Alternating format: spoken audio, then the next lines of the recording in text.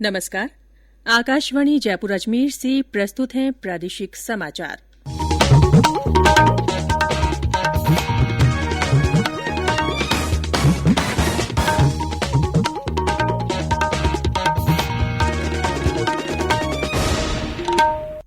मुख्य समाचार। प्रधानमंत्री नरेंद्र मोदी आज सुबह 11 बजे आकाशवाणी से मन की बात कार्यक्रम में अपने विचार साझा करेंगे। कृषि मंत्री नरेंद्र सिंह तोमर ने कहा है, केंद्र ने पराली जलाने को अपराध घोषित नहीं करने की किसानों की मांग मान ली है। संसद का शीतकालीन सत्र कल से शुरू होगा। सदन की सुचारू कार्यवाही के लिए सरकार ने आज सर्वदलीय बैठक बुलाई है। और प्रदेश में कोरोना के मामलों में बढ़ोतरी जारी, 26 नए मामले सामने आए हैं।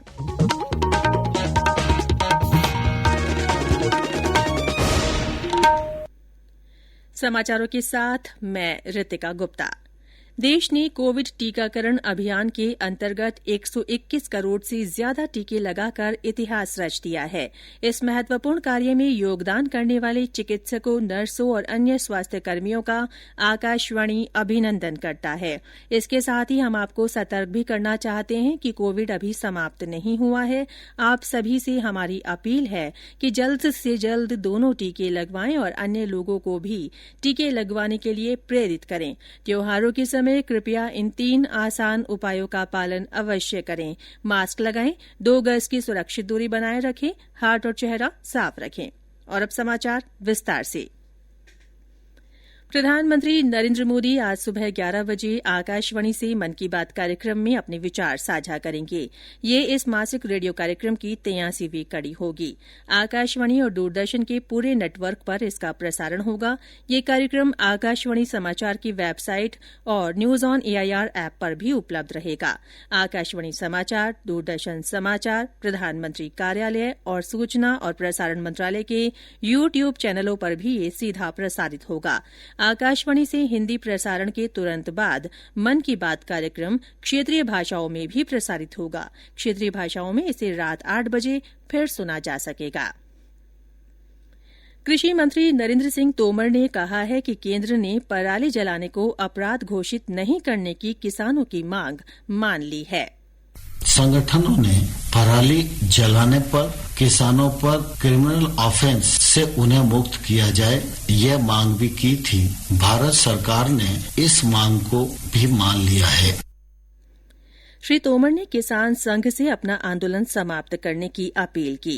उन्होंने कहा कि तीनों कृषि कानून निरस्त करने की केंद्र सरकार की घोषणा के बाद विरोध जारी रखने का कोई औचित्य नहीं है। उन्होंने कहा कि किसानों को प्रधानमंत्री नरेंद्र मोदी की घोषणा का सम्मान करना चाहिए और आंदोलन समाप्त कर वापस लौट जाना चाहिए। कृषि मंत्री ने कहा कि कृषि कानूनों को निरस्त करने का विधेयक कल से शुरू हो रहे शीतकालीन सत्र के पहले दिन सदन में पेश किया जाएगा। संसद प्रारंभ के दिन तीनों कृषि कानून संसद में रिपील करने के लिए प्रस्तुत किए जाएंगे। प्रधानमंत्री जी ने जीरो बजट खेती, क्रॉप डाइवर्सिफिकेशन, एमएसपी को और प्रभावी, पारदर्शी बनाने जैसे विषयों पर विचार करने के लिए एक समिति बनाने की घोषणा की है। इस समिति में आंदोलनरत किसानों के प्रतिनिधि भी रहेंगे। केंद्र सरकार ने संसद के शीतकालीन सत्र से पहले आज सर्वदलीय बैठक बुलाई है। संसदीय कार्य मंत्री प्रहलाद जोशी द्वारा बुलाई गई बैठक में दोनों सदनों की सुचारू कार्यवाही के लिए राजनीतिक दलों से सहयोग की अपेक्षा की जाएगी। राज्यसभा के सभापति एम वेंकैया नायडू ने भी आज शाम नई दिल्ली में अपने आवास पर विभिन्न राजनीतिक दलों के नेताओं की बैठक बुलाई है। बैठक के दौरान श्री नायडू सदन का सुचारू कामकाज सुनिश्चित करने के उपायों पर विचार विमर्श करेंगे। संसद का शीतकालीन सत्र कल से शुरू होगा और 23 दिसंबर तक चलेगा।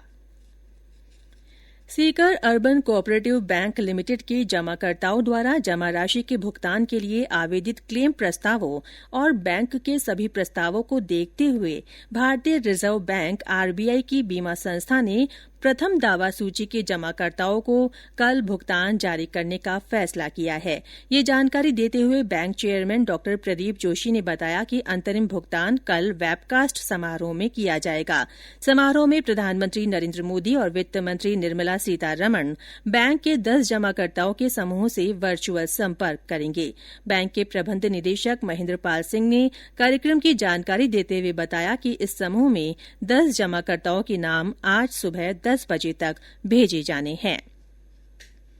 राष्ट्रीय कैडेट कोर एनसीसी आज अपनी स्थापना की 73वीं वर्षगांठ मना रही है। इससे पहले कल शाम एनसीसी के महानिदेशक लेफ्टिनेंट जनरल गुरबीर पाल सिंह ने नई दिल्ली में राष्ट्रीय समर स्मारक पर एनसीसी के शहीद कैडेटों को श्रद्धासुमन अर्पित किए। एनसीसी का स्थापना दिवस देश के विभिन्न हिस्सों में भी मनाया जा रहा है। इस दौरान आयोजित विभिन्न कार्यक्रमों में कैडेट मार्च पास्ट, रक्तदान शिविर और सामाजिक विकास के कार्यक्रम होंगे। ये समाचार आकाशवाणी जयपुर अजमेर से प्रसारित किए जा रहे हैं। समाचार अभी और भी हैं, उससे पहले कोरोना जागरूकता संदेश। चलो मिलकर एक शुरुआत करें, चलो एक फैसला आज करें, मास्क नहीं तो टोकेंगे, कोरोना को रोकेंगे, चलो एक इरादा करते हैं, चलो खुद से वादा करते हैं, मास्क नहीं तो टोकेंगे, कोरोना को रोकेंगे। प्रादेशिक समाचारों में फिर से आपका स्वागत है। प्रदेश में कोरोना के नए मामलों में बढ़ोतरी से सक्रिय मामलों की संख्या बढ़कर 187 हो गई है। जयपुर जिले में ये आंकड़ा 101 तक पहुंच गया है। इसके अलावा 12 अन्य जिलों में भी कोविड के सक्रिय मामले हैं। वहीं 20 जिलों में कोई भी कोविड संक्रमित नहीं है। राज्य में कल 26 लोगों में संक्रमण की पुष्टि हुई। जयपुर में 11, बीकानेर में 8, अजमेर में 4, अलवर, जैसलमेर और जोधपुर में एक एक व्यक्ति में संक्रमण का पता चला। वहीं कल 13 और लोग संक्रमण से मुक्त भी हुए।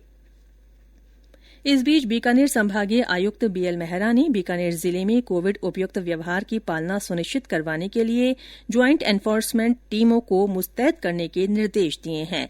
उन्होंने कहा कि ये टीमें भीड़भाड़ वाले क्षेत्रों के सतत और औचक निरीक्षण करते हुए नियमों की अवहेलना करने वालों के खिलाफ सख्त कार्रवाई करे। संभागीय आयुक्त ने कल मुख्यमंत्री अशोक गहलोत द्वारा कोविड-19 की वर्तमान स्थिति को लेकर विशेषज्ञ चिकित्सकों के साथ आयोजित वर्चुअल मीटिंग के बाद एक बैठक में अधिकारियों को ये निर्देश दिए। इधर प्रदेश में अब तक 6 करोड़ 73 लाख से अधिक कोविड वैक्सीनेशन हो चुका है। 4 करोड़ 33 लाख से ज्यादा को पहला टीका और 2 करोड़ 40 लाख से ज्यादा को दोनों टीके लगाए जा चुके हैं।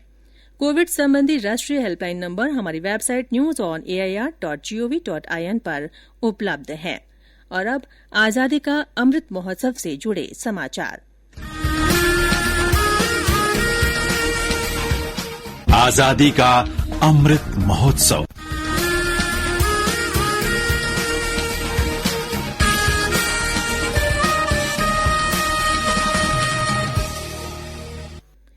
बीकानेर के माध्यमिक विद्यालय में अमृत महोत्सव के तहत 2 दिवसीय चित्र प्रदर्शनी आयोजित की जा रही है। इसमें बीकानेर की कलाकार मिट्ठू मेहरा द्वारा महापुरुषों के कार्यों को चित्रों के जरिए प्रदर्शित किया गया है। बीकानेर में ही आयकर विभाग की ओर से अमृत महोत्सव के तहत कई कार्यक्रम आयोजित किए जा रहे हैं। इसी कड़ी में कल गीत गायन और नृत्य प्रतियोगिता सहित कई सांस्कृतिक कार्यक्रम हुए। रेलवे की ओर से पूर्वोत्तर के राज्यों में अलवर का लाल प्याज पहुंचाने के लिए 4 किसान स्पेशल रेलगाड़ियां चलाई जाएंगी। ये ट्रेन अलवर जंक्शन से असम की बाईहाटा, बिहार के रानीपात्रा, पश्चिम बंगाल के न्यू जलपाईगुड़ी और दानापुर रेलवे स्टेशन तक प्याज का परिवहन करेंगी। हमारे अलवर संवाददाता ने बताया कि जल्द ही इन ट्रेनों की समय सारणी जारी कर दी जाएगी। अलवर से किसान स्पेशल ट्रेनें पहली बार चलाई जा रही हैं। देश के कई राज्यों में अलवर का प्याज सप्लाई किया जाता है। पूर्वी राज्यों में अलवर के प्याज की अधिक मांग रहती है। फिलहाल अलवर मंडी से पश्चिम बंगाल, असम, पंजाब, उत्तर प्रदेश, हरियाणा और उत्तराखंड राज्यों में अलवर का प्याज भेजा जा रहा है। और अंत में मुख्य समाचार एक बार फिर। प्रधानमंत्री नरेंद्र मोदी आज सुबह 11 बजे आकाशवाणी से मन की बात कार्यक्रम में अपने विचार साझा करेंगे। कृषि मंत्री नरेंद्र सिंह तोमर ने कहा है कि केंद्र ने पराली जलाने को अपराध घोषित नहीं करने की किसानों की मांग मान ली है। संसद का शीतकालीन सत्र कल से शुरू होगा। सदन की सुचारू कार्यवाही के लिए सरकार ने आज सर्वदलीय बैठक बुलाई है। और प्रदेश में कोरोना के मामलों में बढ़ोतरी जारी है। 26 नए मामले सामने आए हैं। इसी के साथ प्रादेशिक समाचार बुलेटिन समाप्त हुआ। हमारा अगला बुलेटिन हिंदी में दोपहर 12:30 बजे प्रसारित होगा। नमस्कार।